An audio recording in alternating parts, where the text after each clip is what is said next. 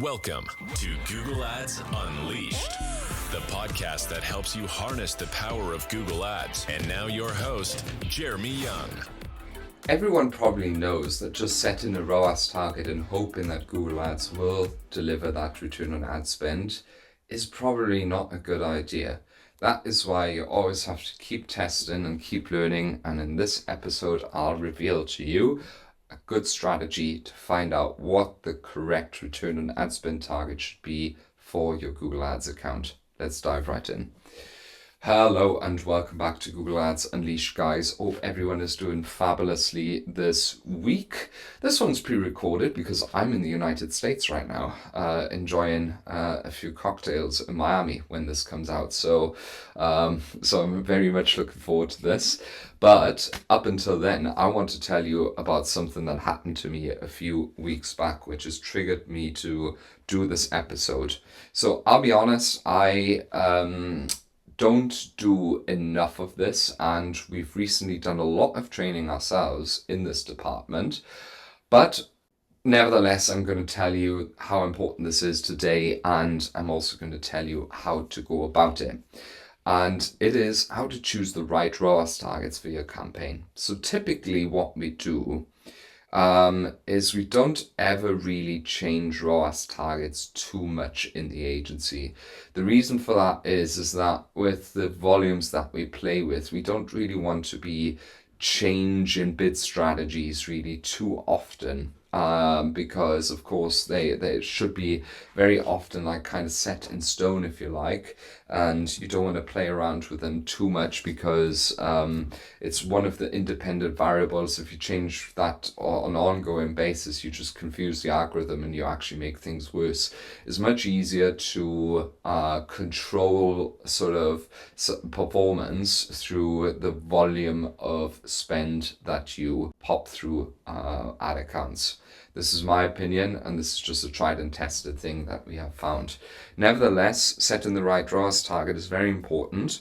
And recently, just to get back to the anecdote, the following thing happened. So I was in a one-to-one coaching call with it's not a client, but like, what's the opposite of a mentor? You know what I mean? Someone who comes and learns from me, someone who's being coached by me. And this person has a very, very successful brand, through which they grew, first of all, through meta ads and then organically selling hats. So any kind of hat you can think of, from, an NFL hat or something, from an NFL team to whatever, they sell the right hat for that. So Google is a fabulous, fabulous channel, which they've just never really done anything with up until this year. And I taught them how to do that properly through a nice sort of bucketed strategy using mainly shopping. And now I think they're happily spending 5 digits a month easily on the channel. But one thing, I'm just going to call him Joe now. His name's not Joe, but Joe sort of asked me one thing and it kind of stumped me a little bit. And he said, Jeremy, attribution's a nightmare. I know the conversion tracking set up properly, and Google Ads is telling me X, Y, and Z is my ROAS. But then I look at Tracify and it gives me different ROAS. And then also, although I've got the same campaign setup running in like brand and non-brand split, in those countries, I'm seeing different levels of revenue, and I'm just totally confused of what the right ROAS target should be across all of those different nations. With there's different competitors, there's different all of the campaigns work differently, and I told him about we don't usually just choose one ROAS target, based on the margins, etc. of the product. All the products have the same margins, so it's pretty easy to sort of determine what a good return on ad spend should look like at 5-10% EBITDA. But he said all of it is working differently, and I don't really know how to optimize that. Like, well, how do I choose the right ROAS target? And I said to him, Joe, the answer to that is not very straightforward, because in this instance, what you've done is exactly the right thing. You've gone into your business and you've analyzed, hey, this is the cost of goods sold, this is tax, blah, blah, blah. This is the amount of spend that or return on ad spend that I need in order to be profitable, right? In this case, it was something like 3.3 or something like that, and he set all of his campaigns to like 350% ROAS, and to me that's actually a pretty good idea, right? And based on that, he can in fact sort of do his job. But the problem with ROAS, which as we all know is revenue divided by ad spend, is that it sounds and looks great, or it sounds simple and it looks great on dashboards, and it does, right? Because we can see, and that's what we actually work with. And I don't think it's a bad metric either. Like, a lot of people always try to sound cool by, oh, I don't look at ROAS and so on. It is a very helpful metric to discern in platform what is working and whatnot, and to judge performance onto a certain degree. But it ignores two major truths. That, first of all, not all revenue is actually caused by your ads, which is why with Joe, the performance was so different from country to country and the revenues were so different. And ROAS doesn't actually account for profit, right? For instance, costs may be a little bit different from country to country. Consumer behavior, right? Because consumers may be searching completely differently in country to country, or there may be other competitors. And it also doesn't account for other costs that may be implicit from sort of campaign type to campaign type, or from country to country, or between brand and non-brand, right? So although his sort of campaigns were delivering a 350% ROAS in all the various countries, everything was looking good, he was still having quite widely different performance differences after he factored in, product costs, of course, the costs of our consultancy, and so on and so on. And he asked me, how do I fix that, Jeremy? Because there's no real easy way to determine. Maybe I need actually an artificially higher or lower ROAS, maybe even lower ROAS, because he had the suspicion that whilst the bids that we had now set were good for quite a few countries, right, the 350 which we blanketed put everywhere, he had sort of the feeling that probably this was not aggressive enough in certain countries, but certainly too aggressive in other countries where we couldn't really hit that return on ad spend consistently with what we actually see in Shopify, right? What is in the bank at the end of the day. And at this point, that is where the concept of incrementality comes in, okay? I've talked about incrementality now in various podcasts, right? I've had Massa Small on, who trained our team on it. Fantastic podcast. If you haven't listened to it, go back and listen to it. I've talked about it a few other times now, but today I really want to sort of dive into a few resources that I've found and been reading on quite a lot. And this is something I want to increasingly start testing more. I've already been doing this now in the past few months, but even more now in the new year, once all the craziness of Q4 is gone away.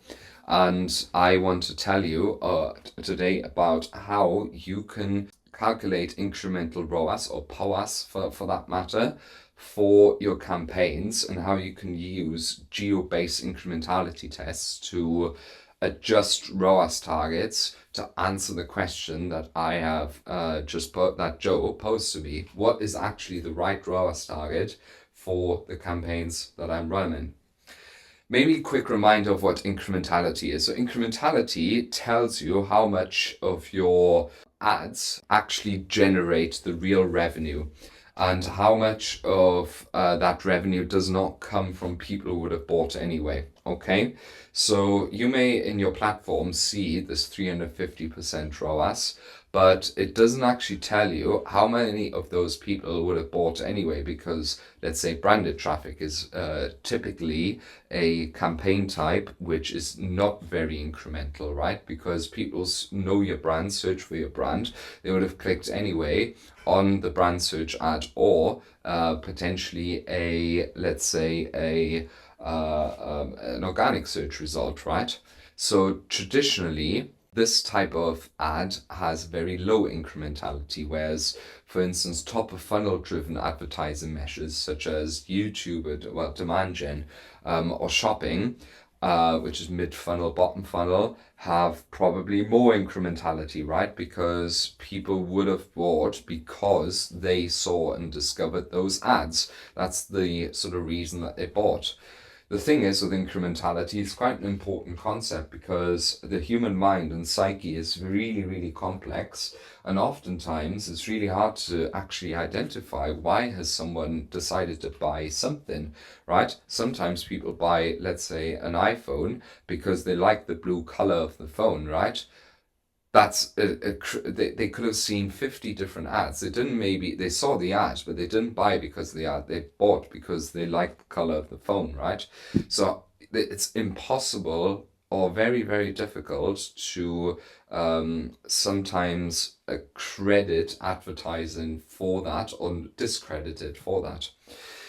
So how do we find this out? We run incrementality tests and then understand how we can actually adjust our strategy to set the right target ROASes, okay? So first of all, I want to break down incrementality by an example. So let's say, for instance, you have a campaign, and at the moment it generates 18k in revenue. Okay, so it shows it shows 300 conversions, 18k in revenue, and you have had ad costs of about 1,000. Okay, so 18k in revenue, 1,000 costs, and 300 conversions is looking super dandy. It gives you a ROAS of 18, absolutely fabulous. Usually you'd see something like this on your brand search campaign. But the reality is, once you actually run a test, you could be finding out that, in fact, when I spend that same amount of money and like not show the ad to people, people would have bought anyway, or only a fewer number of people would have bought. So in this example, for instance, let's say you want to measure the effectiveness of an ad, okay? You spend £1,000 a month and your shop makes 10k a month. And you know that this comes from a little bit of Google Ads advertising. This comes from maybe a few other things such as repeat customers, etc., etc. And on platform, your return on ad spend shows as 5 because you got a certain number of conversions and let's say 5,000 in conversion value. Okay, so you could safely say, if you were to just believe it like this, okay, I got 10k revenue, I spend 1k in ads, I got a 5x ROAS because the conversion value says 5,000, so my return on ad spend is 5. Now, if you suddenly turned those ads off, okay, and your revenue, your overall revenue from 10k would have dropped to, let's say, 7k, right? Then you would have realized that, hey, that 1,000 that I'm putting in every month is not actually generating 5k or 5,000 as the ad platform shows, but rather it must be driving only 3k in revenue, because clearly that's what's been missing since I've been running the ads, right? Since I've been stopping the ads. So in reality, Google isn't showing a 5x ROAS. The real ROAS is actually 3, right? And that is where you can see that this is the actual incremental ROAS that your ad account sort of runs. So now you can do holdout tests like that, which are pretty radical, right, in order to determine this. Or you could do a geo test to determine this as well, where I'm not going to go into the details, but essentially what you would do, let's say you target in Britain, you would be splitting up Britain or a good location that you could choose, such as, for instance, a part of England that you would choose as a holdout group. The easiest is probably a 50-50 split, right? Split it down the middle. There's many factors to consider. Seasonality could always be a factor. The split that you made is not very good. There could be a million other factors that you need to consider to run a good incrementality test. That's why go back to the episode and listen to that. But you could be doing that and then also determine the exact same thing. Let's say you split it down the middle and you have 5k of revenue in group A, where you spend 500, and then in group B, you have also 5k in revenue, where you also spend 500, right? Then you would probably see a drop of 1,500 in group B, where you hold out 500 in ad spend, and could make the same deduction that overall revenue must have gone down. So the actual incremental ROAS is only 3 and not 5, as it actually showed the traditional ROAS in the ad platform. Okay. So when you do that, that's what I said to Joe, that's what you need to do in all of the countries, right? Either through a full-on holdout or through a geo test. You can actually calculate what very likely for all of the ad campaigns that you run in, the incremental ROAS is what I've just explained. Now, Google actually has now some resources, which I will probably link with this podcast, to give you a good understanding of what you should be setting your target ROASs at the moment. In this example, I've said multiple times now, we've been spending 1k a month and we've got apparently 5x ROAS. That is what our target is set to, okay? But in reality, through the geo experiment, we found out that the ROAS is actually 3. So how we calculate a calibration multiplier now that you need to set to your target ROAS is by taking the incremental impact that we've calculated, and that is the ROAS of 3, and divide that by the attributed impact, that is the ROAS of 5, okay? So in our experiment here, we will have to now do this calculation, and it's pretty straightforward. 3 divided by 5 is 0.6. Now you actually have this correct multiplier that you can now use and set aside. This is now something that you found out. Write that down, calibration multiplier, and take that later on. Now, Joe was let's say Joe has run this experiment and is disappointed. Of course, we're taking out different ROAS targets here. We've been traditionally having 5. That's the ROAS he really wanted from his campaigns. That's where he knows it's profitable. But it turns out it's actually actual real incremental ROAS is only 3. I'm just keep repeating this because it's difficult in the podcast to bring this across. Now, his real wish ROAS, his goal, would have really been, I really need $5 back for every dollar I put in, because that's otherwise or pounds. Otherwise, this doesn't really work for me, okay? So his real incremental ROAS goal is actually 5, right? And his real life is 3. So we can now use those two different features to, in fact, calibrate his real life ROAS that he will now need to set in the ad account, which reflects what the real life incremental ROAS is that he wants. So again, his current ROAS targets would have been at 500. The incremental ROAS is 300, which we found out. The calibration multiplier is 0.6. And in order to have a goal of of 5, we would need to do the following exercise. We have to take that incremental ROAS goal that we found out and divide that by the calibration multiplier that we just calculated, which is 0.6. So let's do this experiment. If we really wanted an incremental ROAS of 5, we have to divide that by 0.6, which gives us an actual ROAS that we need to hit of 833%. Okay? That is the actual ROAS target he needs to set in his ad account in order to achieve the real life incremental ROAS of 5 that he needs in order to sustain his business the way he wants it to.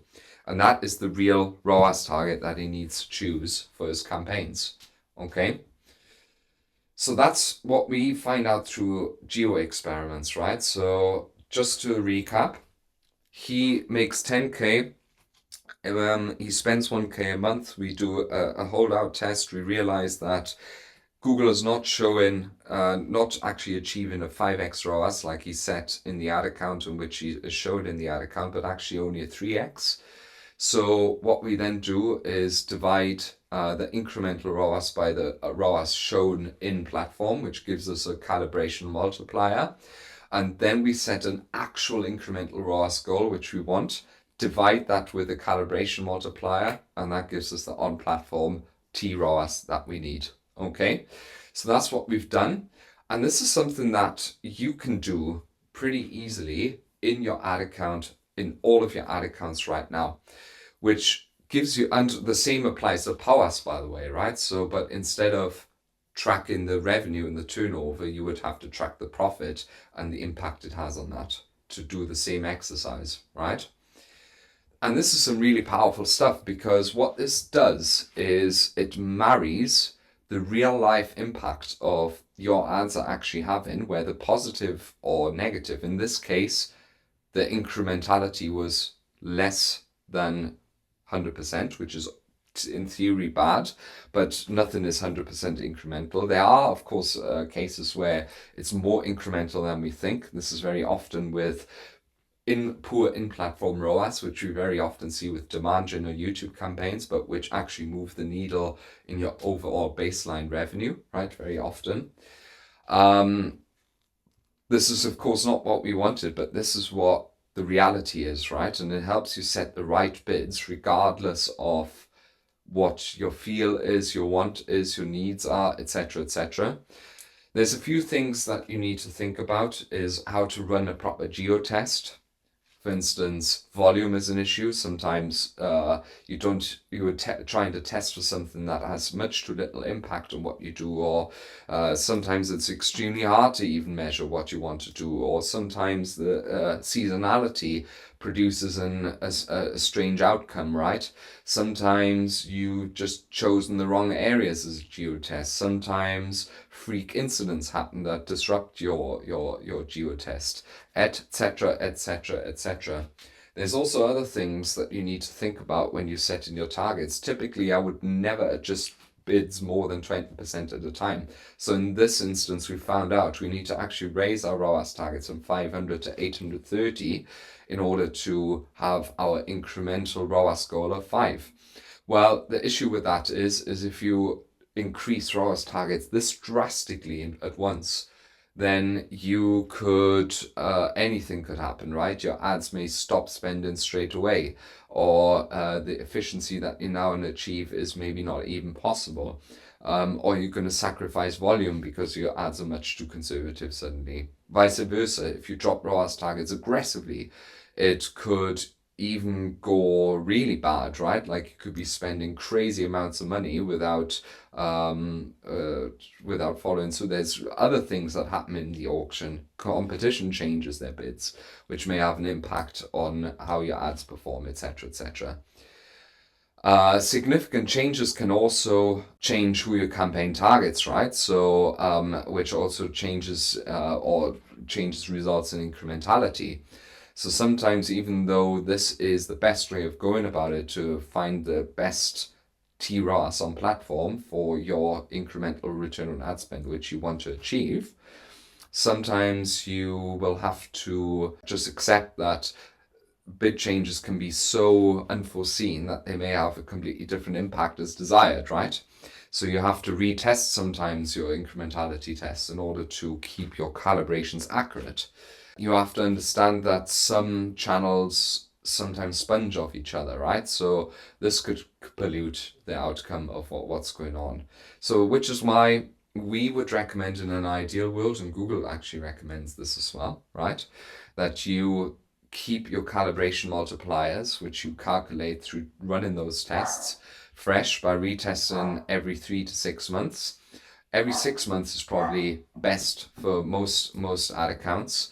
And through that, you can actually set the correct ROAS targets. So what did I tell Joe now what to do? I told Joe, listen, in the new year, when Q4 is over, what you do is you actually run those incrementality tests in all of your countries, split it by 50%, do geo holdouts, understand what impact it has on revenue, understand what incremental ROAS very likely is actually happening, take a calibration multiplier, and from that you will understand what the best return on ad spend targets are for your campaigns. Wow, that was a lot to chew through, but I hope this has been really valuable for you. If you have any questions about this at all, always feel free to message me at jeremy@younganddigital.marketing. You can also send me a message on LinkedIn, Jeremy Young Google Ads. And if there is anything else, please just simply reach out. On that note, I wish you a happy and productive week ahead, and I'll see you in the next episode. Thank you for listening to Google Ads Unleashed. To connect with Jeremy, check him out online at www.younganddigital.marketing. We'll see you next time.